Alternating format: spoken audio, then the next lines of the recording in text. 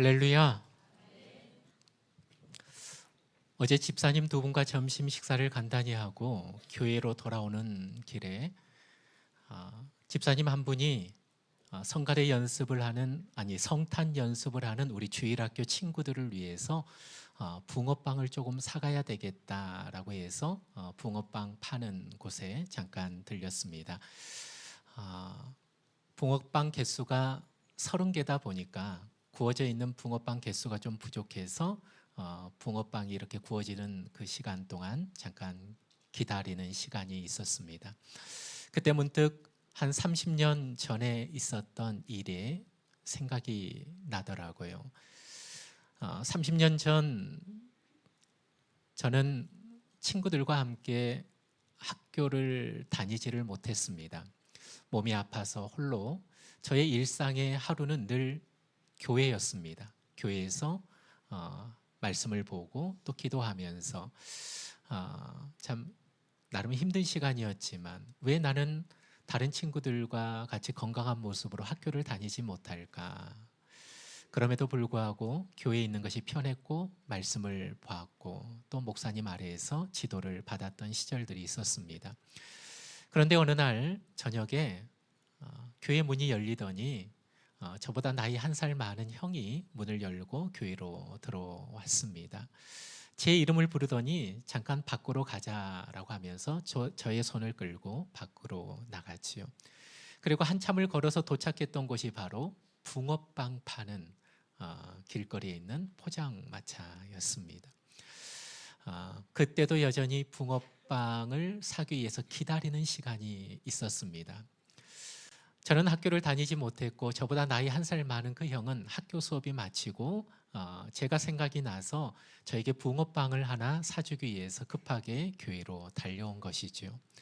그리고 붕어빵이 다 구워지는 그 시간까지 묵묵히 우리 둘이는 멍하니 서 있으면서 그 붕어빵이 구워지기만을 기다렸지요. 참 행복한 시간이었습니다. 꿈을 포기해야 했던 그 시절에 나를 위해서 그 저녁에 달려와서 내 손을 잡고 붕어빵 그 가게로 달려가서 저를 위해서 붕어빵 하나를 사주었던 그 형의 모습이 떠올랐습니다. 사랑하는 성도 여러분, 우리의 삶은 기다림의 연속입니다. 누군가는 응답을 기다리고 누군가는 회복을 기다리고 누군가는 문이 열리기를 기다리고 또 누군가는 눈물 짓는 밤에 새벽이 오기를 기다리지요.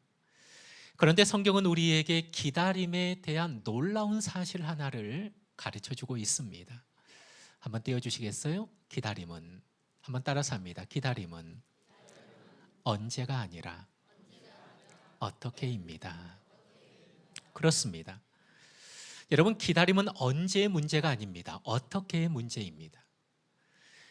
여러분, 길거리를 지나다 보면은 말끔하게 옷을 차려입고 뭔가 이렇게 건네는, 전도지를 건네는 사람들을 우리는 만나게 됩니다. 여호와의 증인이라는 그 단체의 창시자 러셀이라고 하는 사람이 이 사람이 1874년 예수님이 이 땅에 재림한다라고 얘기를 했습니다. 여호와의 증인의 태동 시작이 바로 이 러셀이라고 하는 사람에 의해서 시작이 됐는데 이 사람이 1874년 예수님이 이 땅에 오신다라고 얘기를 했지요. 오셨을까요? 오지 않았습니다. 근데 이것으로 끝나지 않았어요. 그 이후로 1914년에 올 것이다. 아니요.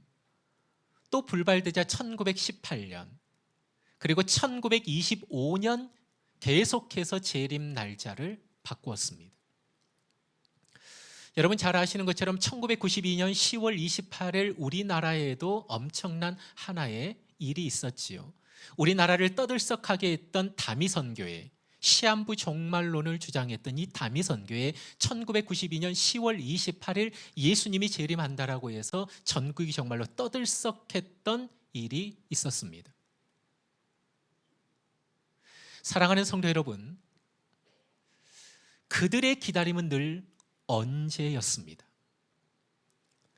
그 결과 말씀보다 날짜를 더 믿게 되었고 믿음보다 계산을 더 믿게 되었고 주님보다 어떠한 한 조직을 더 믿게 되었습니다.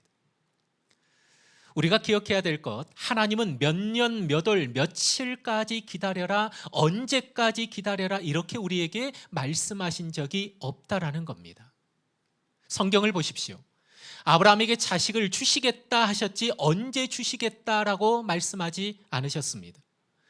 요셉의 고난이 언제 끝날 것인지 하나님은 그 고난의 시간마저 요셉에게 숨기셨습니다. 여러분, 이스라엘 백성이 광야를 걸으면서 품었던 질문이 어떤 질문이었을까요? 이 질문 아니었을까요? 도대체 언제입니까? 도대체 언제 이 광야가 끝납니까? 도대체 언제 우리가 가나안 땅에 들어갑니까? 하지만 하나님은 언제를 말씀하지 않으셨다라는 거예요. 대신에 이렇게 말씀하셨죠? 내가 오늘 너희에게 명하는 이 율례와 법도를 지켜 행하라. 여러분, 우리는 자주 하나님께 이렇게 질문하지요. 하나님, 언제입니까? 도대체 언제 응답해 주십니까? 도대체 막혀있는 문은 언제 열립니까? 언제 회복해 주시렵니까? 그런데 성경은 우리의 언제를 다루고 있지 않다라는 거예요. 하나님은 우리에게 언제를 알려주시지 않고 오늘 어떻게 살아야 하는지를 우리에게 말씀하고 있습니다. 여러분, 기다림의 답은 바로 여기에 있어요. 항상 성경의 기다림은 언제에 초점이 맞춰져 있는 것이 아니라 어떻게 기다려야 되는지. 그래서 기다림의 승패는 시간에 있는 것이 아니라 우리의 태도에 있는 거예요. 같은 시간을 기다려도 어떤 사람은 무너지고 어떤 사람은 자랍니다.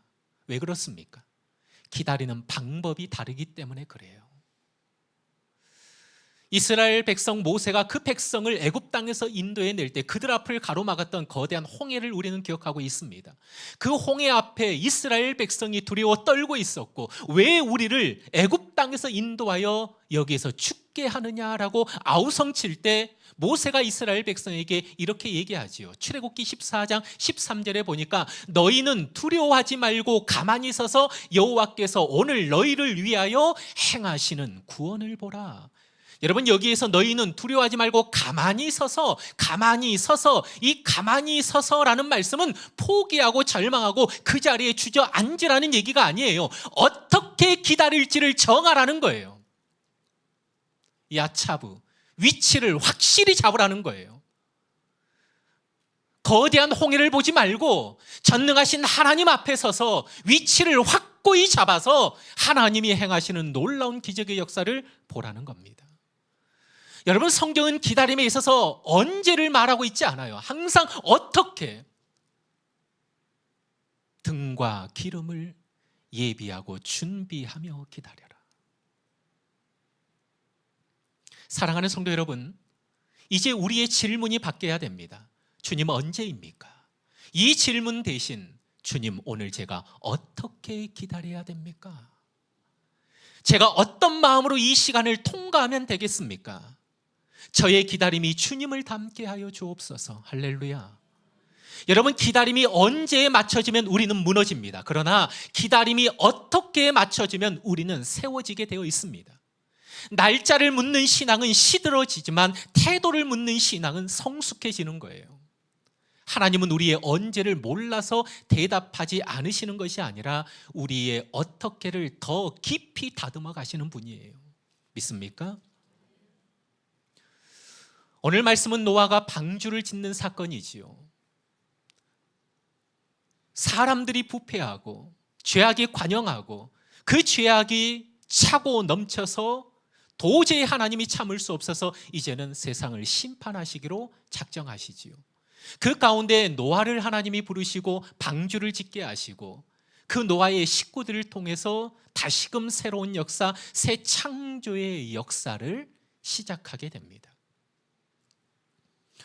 오늘 성경 본문은 그렇다면 기다림이 언제 초점에 맞춰진 것이 아니라 어떻게 맞춰져 있다면 오늘 본문은 우리에게 어떻게 기다려야 하는가를 보여주고 있어요. 주님 오시는 그날까지 우리는 어떤 모습으로 어떻게 기다려야 되는지를 오늘 성경이 우리에게 답을 던져주고 있다는 겁니다. 자, 한번 따라서 할까요? 두 번째, 기다림은 옆을 보는 것이 아니라 위를 보는 것입니다. 자, 본문 한번 보실까요? 6장 15절 16절. 제가 15절을 읽을 테니까요, 16절은 같이 한번 읽도록 하겠습니다. 내가 만들 방주는 이러하니 그 길이는 300규빗, 너비는 50규빗, 높이는 30규빗이라. 같이 시작. 거기에 창을 내되 위에서부터 한 규빗에 내고 그 문은 옆으로 내고 상중하 3층으로 할지니라. 아멘. 자, 저를 보실까요? 여러분, 노아의 방주는요, 엄청난 크기였어요.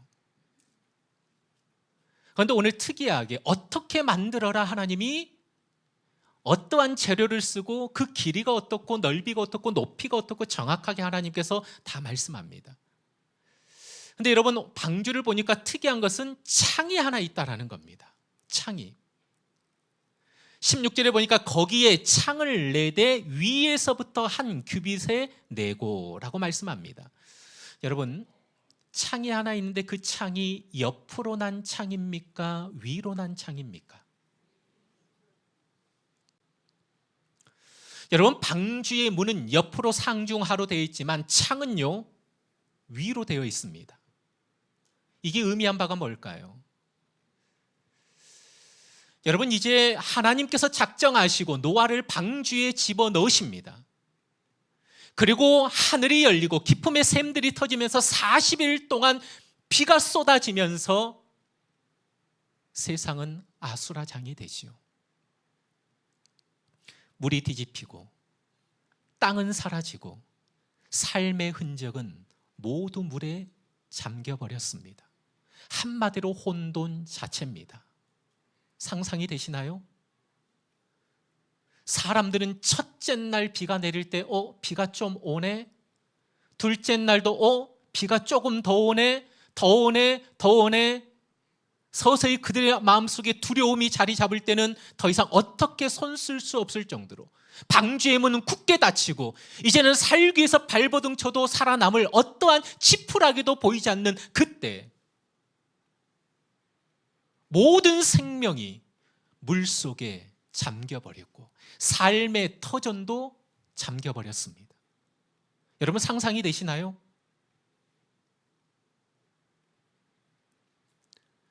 그런데 하나님은 노아가 밖을 바라보며 흔들리지 않도록 옆창을 주신 것이 아니라 어떤 창을 주셨습니까? 위에 창을 주셨다라는 겁니다. 하나님이 의도적으로 창을 위에 두셨다라는 겁니다. 사랑하는 성도 여러분, 우리 인생에 나 있는 창을 점검해 보시기 바랍니다. 여러분의 창은 옆으로 난 창입니까? 아니면 위로 난 창입니까? 기억하세요. 기다림의 창은 옆이 아니라 위입니다. 왜 그래요? 사람은 옆을 보면 흔들리게 되어 있어요. 비교가 생기고 두려움이 생기고 나보다 나아 보이는 사람, 나보다 앞서가는 사람을 보면 마음이 요동칩니다. 방주에 옆창이 있었다면 노아와 그의 식구들은 매일 밖을 보면서 불안해하고 두려워 떨었을 것입니다. 아직도 물이 안 빠졌네. 혹시 다시 비가 오지는 않을까?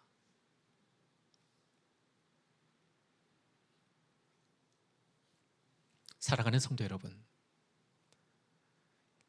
기다림의 답은 옆창이 아니라 위로 난 창을 바라보는 거예요. 여러분, 위로 난 창, 하나님을 바라볼 때 그 하나님 안에서 우리가 무엇을 발견할 수 있을까요? 며칠 전에 우리 장로님 가정에 장녀 우리 따님의 결혼식이 있어서 우리 성도님들과 함께 참석한 적이 있었습니다. 신세대답게 결혼 예식도 아주 심플하게 참 인상 깊었습니다. 그런데 제일 인상 깊었던 게 두 사람이 함께 손을 들고 결혼 서약서를 함께 읽는 시간이었습니다. 그 결혼식장은 이렇게 동그란 테이블들이 이렇게 쭉 놓여 있어서 저와 우리 집사님들 몇 분이 이렇게 한 테이블에 앉아서 그 남녀 청춘이 결혼 서약하는 모습을 이렇게 쭉 흐뭇한 모습으로 지켜보고 있었지요. 그런데 그 결혼 서약서 내용 중에 참 잊혀지지 않는 내용이 하나 있었습니다. 기억하시나요? 그런 고백이 있었어요. 싸워도 등 돌리며 자지 않겠습니다. 싸워도 등 돌리며 자지 않겠습니다. 그 두 사람의 고백이 끝나기가 무섭게 저의 바로 앞에 앉아 계셨던 집사님 한 분이 이렇게 속삭였습니다. 그렇게 안 될걸. 네. 성함은 말씀드리지 않겠습니다. 변모모 집사님께서 싸워도 등 돌리며 자지 않겠습니다. 그렇게 안 될걸. 그 집사님의 독백을 저는 이해하고 공감합니다. 아니요, 결혼을 하신 분들이라면 다 공감하실 겁니다. 여러분, 사람은 싸우면 등 돌리며 자는 존재입니다. 저도 해보니까 그렇더라고요. 저를 신으로 보지 마시기를 바랍니다. 저도 가끔 싸울 때가 있고 가끔 싸우면 등을 돌릴 때가 있습니다.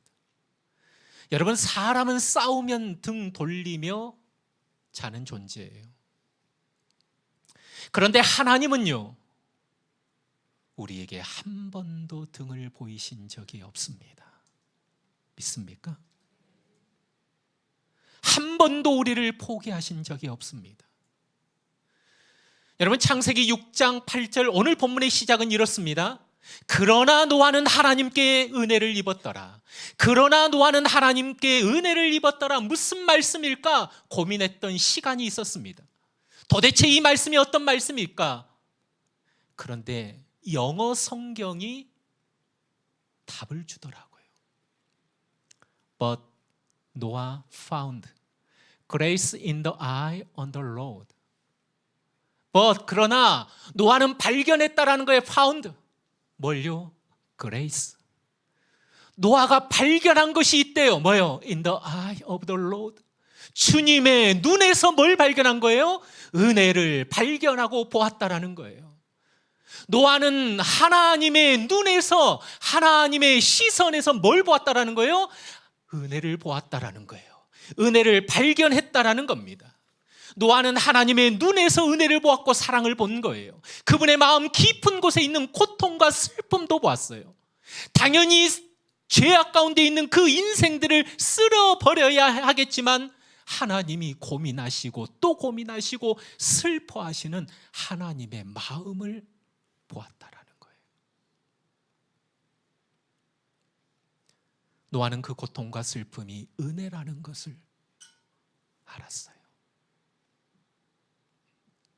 사랑하는 성도 여러분, 우리 인생 가운데 기다림의 첫 번째 답은 옆창이 아니라 위창인데, 그 위에 계신 전능하신 하나님, 결단코 우리를 향해서 눈빛 하나 흔들리지 아니하시고 포기하지 아니하시고 내가 너를 사랑한다 말씀하시고 끝까지 우리 인생을 붙드시는 그 하나님의 은혜를 발견하고 볼 때만이 우리는 기다림에서 승리할 수 있다는 거예요.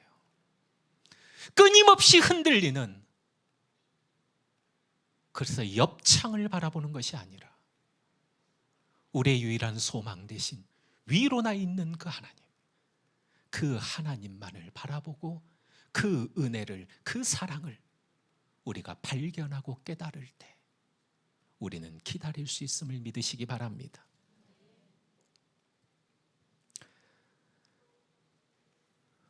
사랑은 기다리게 해요. 그렇지 않습니까? 오늘도 우리를 향해 흔들리지 않는 그 하나님의 사랑, 그 사랑의 시선을 고정하시고 기다림에 승리하는 우리 모두가 되어지기를 주님의 이름으로 축복합니다. 두 번째, 기다림은 세 번째죠. 따라합니다. 기다림은 엎드림, 즉 예배입니다.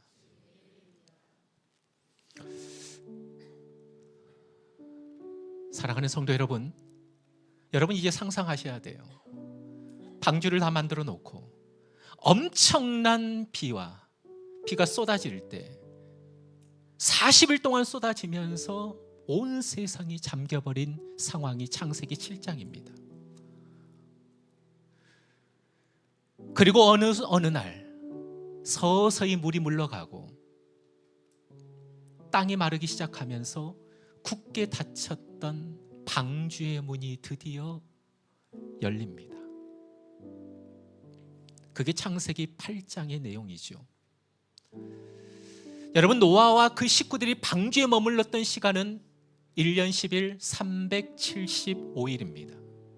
물이 완전히 거치면서 마른 땅이 되어 노아가 방주문을 열고 나왔던 때가 375일이에요.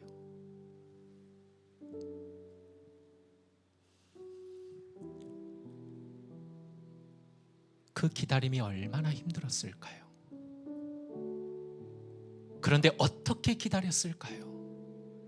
성경은 그거에 대해서도 침묵합니다. 그러나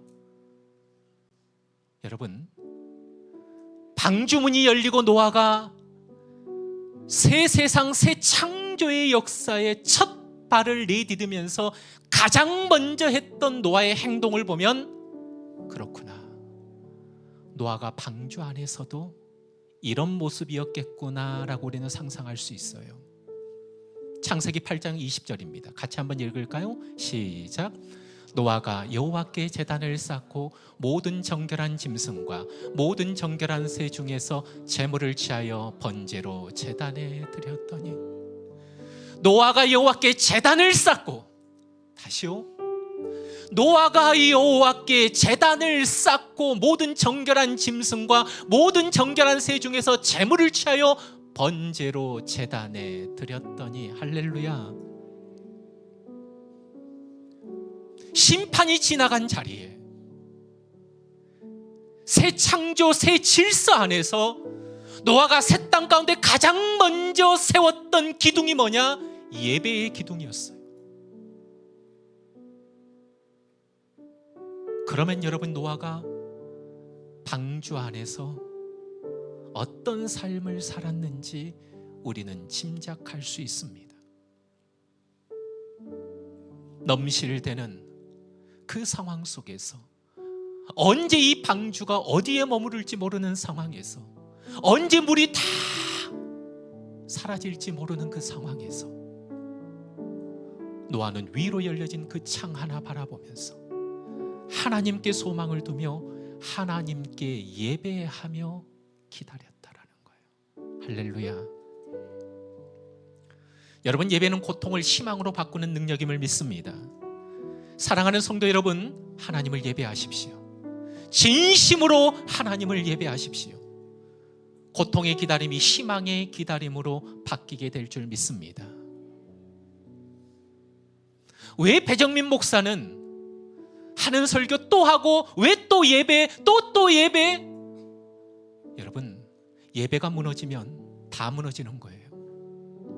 성경이 그걸 우리에게 말씀하고 있는 거예요. 하나님의 백성의 가장 시작은 예배예요. 예배입니다.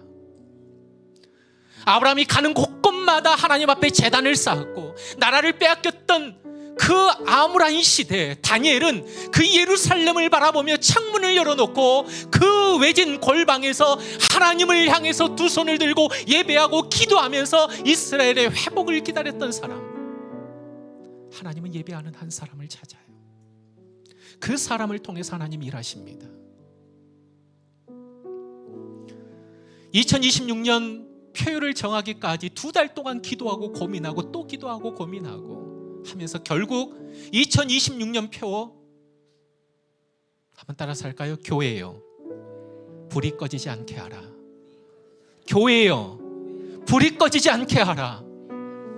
우리의 삶의 자리에 꺼지지 말아야 할 가장 첫 번째 불이 뭐냐? 예배불이에요. 예배불입니다. 기다림의 첫 번째 학교가 바로 예배 학교예요. 예배가 무너지면 다 무너지는 거예요. 우리가 기다릴 수 있는 첫 번째 답도 엎드림 예배입니다. 여러분 착각하지 마세요. 여러분 힘으로 기다리는 거 아니에요. 경험으로요? 지식으로요? 절대로 불가능해요. 믿음의 수많은 사람들은 다 하나님 앞에 예배하면서 기다렸어요. 노아는 먼저 집 짓지 않았습니다. 먼저 땅에 씨 뿌리지 않았습니다. 그의 인생에 가감하게 하나님 앞에 예배의 기둥을 세웠다라는 거예요. 하나님이 먼저라는 질서를 세운 거예요. 내 삶의 주인은 하나님입니다라고 선언한 것이 바로 예배입니다. 그 예배가 하나님의 마음을 움직입니다. 내가 다시는 땅을 물로 세상을 심판하지 아니할 것이다. 하나님은 그 노아의 제사를 흠양하셨다라고 말씀합니다. 흠양이 뭡니까? 하나님의 마음이 기쁘게 움직였다라는 겁니다. 하나님의 마음이 기쁘게 움직였대요. 뭘 통해서요? 예배를 통해서, 제사를 통해서. 예배는 하나님의 마음을 움직이는 자리예요. 하나님이 응답하시는 자리예요. 하나님이 새 약속을 주시는 자리예요.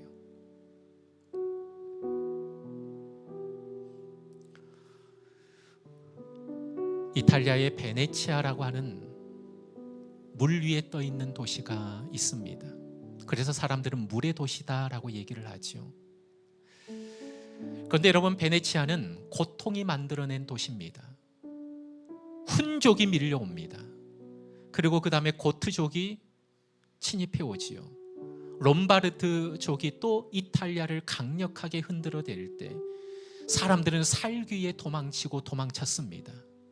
그래서 결국 바닷물로 둘러싸인 석호 지역까지 사람들이 살기 위해서 오게 되지요. 더 이상 갈 곳이 없어 절박함 속에서 태어난 도시가 바로 이 베네치아입니다. 그런데 물의 도시라고 불리는 이 베네치아는 여러분, 수면 아래에 1000만 개가 넘는 나무 기둥이 박혀 있다고 합니다. 그 기둥 위에 세워진 도시가 물의 도시 베네치아입니다. 그 수많은 기둥이 도시를 떠받치고 지탱하고 있는 거예요. 여러분, 신앙도 마찬가지입니다. 사람들이 보지 않는 아래에 무엇이 박혀 있는가가 우리의 오늘을 결정하고 우리의 내일을 지탱하게 되어 있어요. 여러분, 삶을 한번 보세요. 도대체 내 인생을 떠받치고 있는 기둥이 무엇인지, 어떤 것을 기둥으로 삼고 있는지.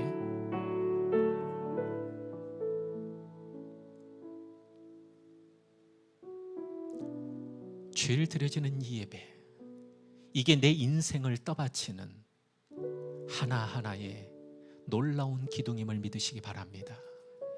그 기둥 위에 세워진 인생은 쉽게 흔들리지 않습니다. 그 기둥 위에 세워진 인생은 기다림을 쉽게 포기하지 않습니다. 그 기둥 위에 세워진 인생을 통해서 하나님은 역사를 또다시 써내려 가십니다. 하나님은 예배하는 한 사람을 찾고 계세요. 사랑하는 성도 여러분, 2026년 대림절, 기다림의 절기지요. 어떻게 기다리시겠습니까? 우리의 기다림의 초점은 언제가 아닙니다. 어떻게 해요? 하나님은 이걸 주목하십니다. 내 삶을 요란케 하는 옆창에 주목하지 마세요. 흔들리지 마세요. 위로 난 창 하나, 오로지 하나님 한 분 바라보면서 그분의 눈에서 은혜를 발견했던 노아, 그분의 눈에서 흐르는 사랑을 보았던 노아, 다 쓸어버릴 수밖에 없는 상황이지만 또다시 고민하고 또다시 아파하시고 또다시 기다리셨던 그 하나님, 그 은혜를 발견하는 자만 우리는 기다릴 수 있는 거예요. 그리고 기다림은 조급함이 아니라 엎드림이에요. 예배를 통해서 또 하나님을 예배하고 또 하나님을 예배할 때 우리의 기다림이 승리의 기다림이 될 줄 믿습니다.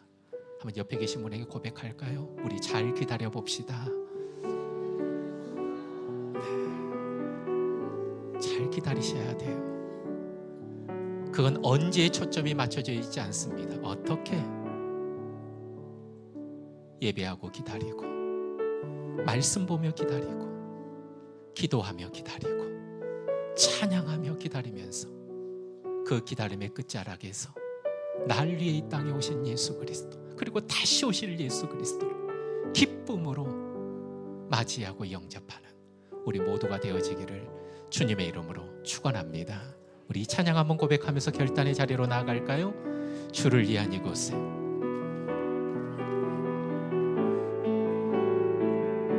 예배하는 자를, 주를 위한 이곳에 예배하는 자들 중에 그가 찾는 이 없어, 그가 찾는 이 없어. 주님께서 슬퍼하시네. 주님이 찾으시는 그 한 사람 예배자, 주님이 찾으시는 그 한 사람, 그의 배자. 하나님, 내가 그 사람 되길 간절히 주께 예배하면, 주내로 이곳에, 주내로 이곳에 서 있네. 주 임재에 엎드려 절하네. 그 어느 것도 난 필요 없네. 주님만 경배해. 주님, 주내로 이곳에 서 있네. 주 임재에 엎드려 절하네. 그 어느 것도 난 필요 없네. 주님만 우리 다시 한번 주내로 이곳에, 주내로 이곳에 서 있네. 주 임재에 엎드려 절하네. 그 어느 것도 난 필요 없네. 주님만 경배. 주내로 이곳에, 주내로 이곳에 서 있네. 주 임재에 엎드려 절하네. 그 어느 것도 난 필요. 주님만 경배합니다. 주님만 경배해. 할렐루야. 결단의 기도로 나아갑니다. 사랑하는 성도 여러분, 우리의 기다림은 언제에 초점이 맞춰져 있지 않아요. 어떻게 기다려야 되는지. 하나님, 옆창이 아니라 위로 난 창을 바라보며 기다리겠습니다. 옆창을 바라보면 끊임없이 요동치고 흔들릴 수밖에 없는데, 내 인생 가운데 유일하게 열어놓은 그 창 하나, 그 창으로 하나님을 바라볼 때 그 하나님의 눈에서 은혜를 발견했던 노아, 나를 포기하지 아니하시고 나에게 은혜를 베풀어 주신 하나님, 여전히 나를 사랑하시는 하나님, 내게 등을 보이지 아니하시는 하나님, 내 연약한 손을 끝까지 붙잡고 나아가시는 하나님, 그 하나님 바라보며 기다리겠습니다.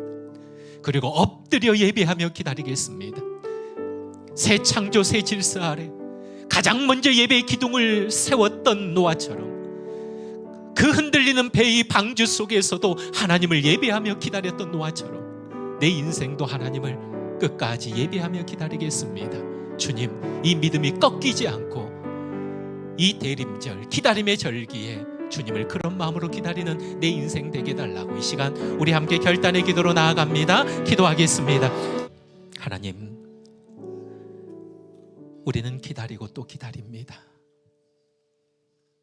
주님을 기다리고 또 우리의 삶에 막혀져 있는 그 길이 열려지기를 기다리고 무너져 내린 육체의 회복을 기다리고 있고 짙은 어둠의 밤 가운데 새벽이 오기를 기다리고 있습니다. 주님 언제입니까? 주님 언제입니까? 우리는 하나님 앞에 끊임없이 언제의 질문을 던질 때가 많았습니다. 그런데 기다림의 초점은 언제가 아니라 어떻게 맞춰져 있습니다. 하나님, 이제 제가 어떻게 기다려야 됩니까? 수많은 믿음의 영웅들이 걸었던 그 믿음의 길, 예배하고 기다렸고 말씀 보며 기다렸고 기도하며 기다렸고 사랑하며 기다렸습니다. 우리의 기다림 또한 이런 기다림이 되게 하여 주옵소서. 심하게 요동치는 옆의 상황과 현실을, 그 옆창을 보는 것이 아니라 유일하게 위로 난 창, 나만 바라보라.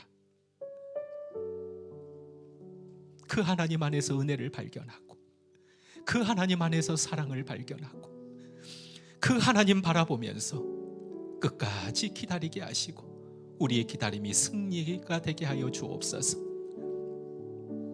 새 창조 새 질서 가운데 방주 뚜껑을 열고 나온 노아가 그 세상 한가운데 가장 먼저 세웠던 기둥이 바로 예배의 기둥입니다. 그는 흔들리는 방주 안에서도 하나님을 예배하는 인생이었습니다. 아버지 하나님, 예배는 기다림을 가능케 하는 능력임을 믿습니다. 다시금 우리의 삶에 무너져 있는 이 예배의 기둥들 다시금 하나하나 온전히 세워가게 하여 주시옵소서. 예배하는 자를 찾고 계시는 아버지 하나님, 예배하는 자를 통해서 하나님의 역사를 이루어가기를 원하시는 아버지 하나님, 하나님은 영이시니 예배하는 자가 영과 진리로 예배할지니라. 아버지 하나님, 우리의 예배가 다시금 살아나게 하여 주시옵소서. 그 예배가 주님 다시 오실 때까지 기다릴 수 있는 힘과 능력이 됨을 믿습니다. 아버지 하나님, 2026년 이 대림절, 해마다 우리가 맞이하는 그런 대림절로 끝내버리는 것이 아니라 믿음으로 기다리고 사랑하며 기다리고 예배하며 기다리면서 정말로 승리의 기쁨을 맛보는 기다림이 되게 하여 주시옵소서. 감사합니다. 이 모든 말씀 예수님의 이름으로 기도하옵나이다. 아멘.